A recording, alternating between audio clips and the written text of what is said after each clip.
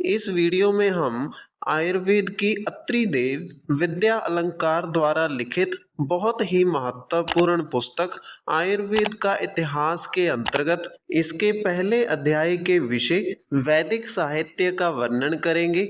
तो इस विषय को अच्छे से जानने और समझने के लिए वीडियो को अंत तक जरूर देखिएगा।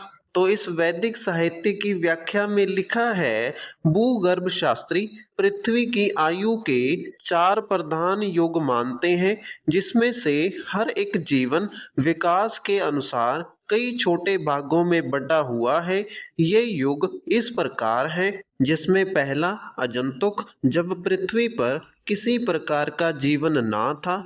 दूसरा पुराजंतुक, जब मेरुदंडहीन प्राणियों के रूप में जीवन के चिन्ह पहले पहल दिखाई पड़े। आरंभ में समुद्रिक घास एवं शैवाल, स्पंज, लिव मछली पैदा हुई। बाद में मत्स्य, सरीसृप, पक्षी, बड़े बड़े जंगल और पेड़, जिनसे धरती में कोयले और अंगारों की संधि बन गई।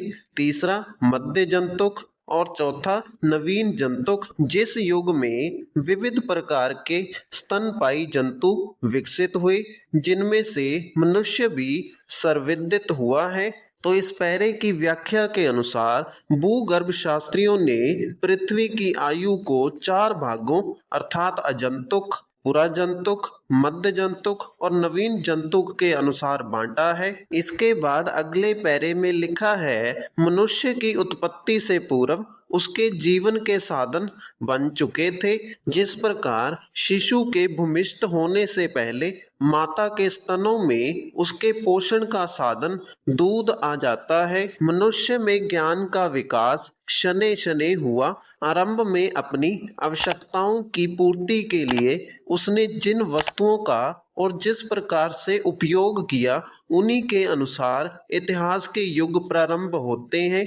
यह वस्तुएं औजार, हथियार, बर्तन, भांडे हैं, जो कि पुरातत्व की खुदाई में मिलते हैं। प्रारंभ में मनुष्य ने पत्थर से बिना ढांचे अनगढ़ औजार बनाए। इसके बाद इन औजारों को सुधरे हुए रूप में चमकीला, तराश कर, घिस कर तेज बनाया। मिट्टी के बर्तन पहले हाथ से बनाए, फिर चाक पर उनको उतारा। उसके बाद ही विकास की अवस्थाएं शीघ्रता से तथा अलक्षित भेदों से 7 घटित हुई, जिनमें ताम्र, कांस्य और लोहे का प्रयोग मुख्य विशेषता है। तो इस पैरे की व्याख्या में मनुष्य के ज्ञान के धीरे धीरे होने वाले विकास को बताया गया है। इसके बाद अगले पैरे में लिखा है, पाषाण युग के बाद दक्षिण भारत में लौह युग और उत्तर भारत में ताम्र युग का आरंभ हुआ। लौह युग से पहले कांस्य युग का विकास नहीं हुआ। इसमें सिंध प्रांत अपवाद है।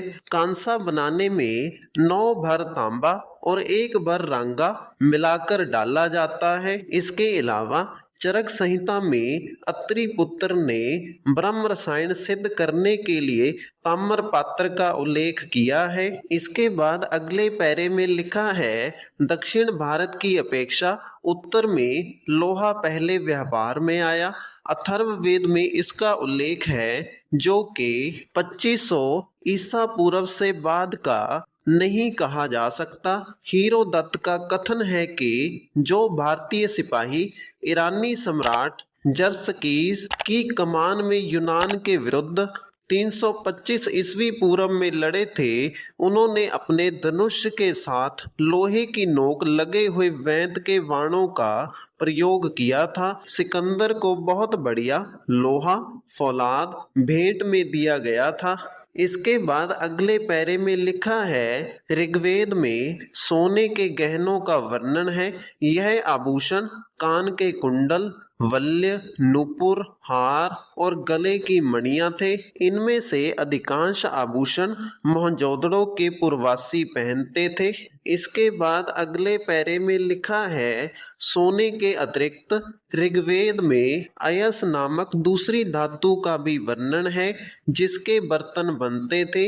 इस धातु को ठोकते, पीटते और बढ़ाते भी थे। संभवत ऋग्वेद में अयस का अर्थ तांबा है। अथर्ववेद में बाद में लोहे को श्याम अयस और ताम्र को लाल अर्थात लोहित अयस कहकर भेद किया गया है। इसके बाद अगले पैरे में लिखा है, ऋग्वेद सभ्यता तथा पाषाण युग को जोड़ने का साधन सिंधु घाटी की सभ्यता के अवशेष चिन्ह है।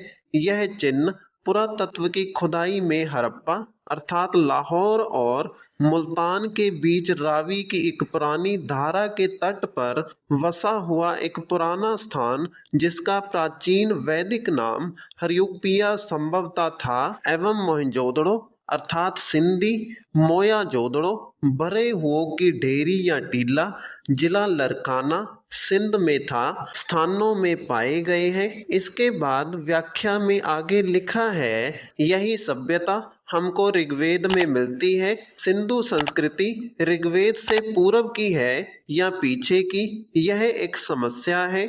एक विचार यह है कि वेदों के ज्ञान का प्रादुर्भाव सृष्टि के साथ ही हुआ है अर्थात मनुष्य की उत्पत्ति के साथ ही वेदों का ज्ञान पृथ्वी पर हुआ है।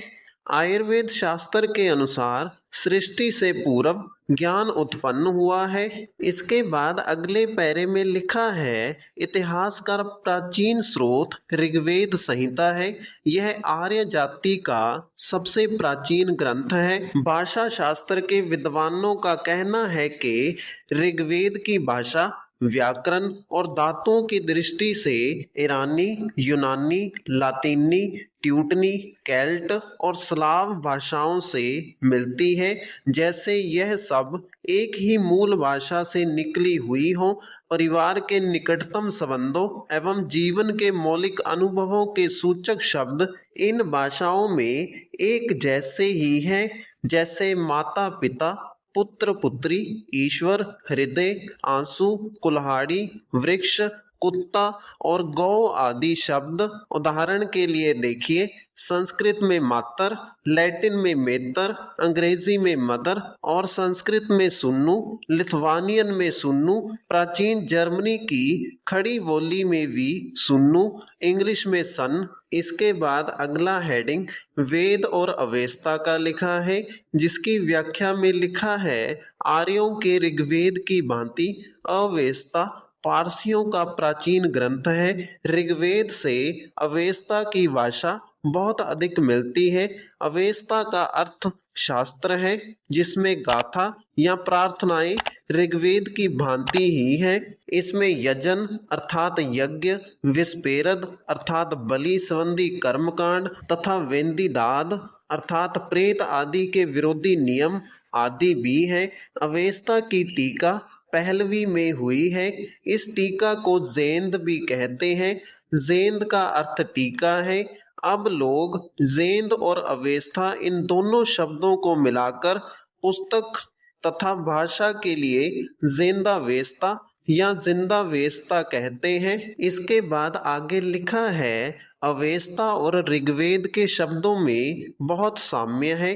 ऋग्वेद में आया भेषज शब्द जो कि कौशिक सूत्र में वैषज्य रूप में मिलता है, अवेस्ता में विसेजा हो गया है। मंथ शब्द मंत्र, पुत शब्द पुत्र, सप्त शब्द हपत्र, सोम होम हो गया है। स्वास्थ्य और दीर्घ जीवन के लिए अवेस्ता में ऋग्वेद की भांति वनस्पतियों का उल्लेख है। वेद और अवेस्ता में रोग के लिए पामन शब्द आता है।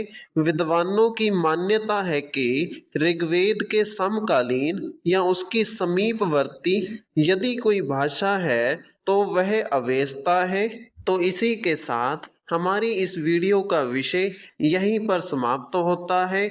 अगर आपको वीडियो अच्छा लगा तो वीडियो को लाइक करें और इसी प्रकार से आयुर्वेद से संबंधित निरंतर वीडियोस प्राप्त करने के लिए हमारे चैनल को सब्सक्राइब करें।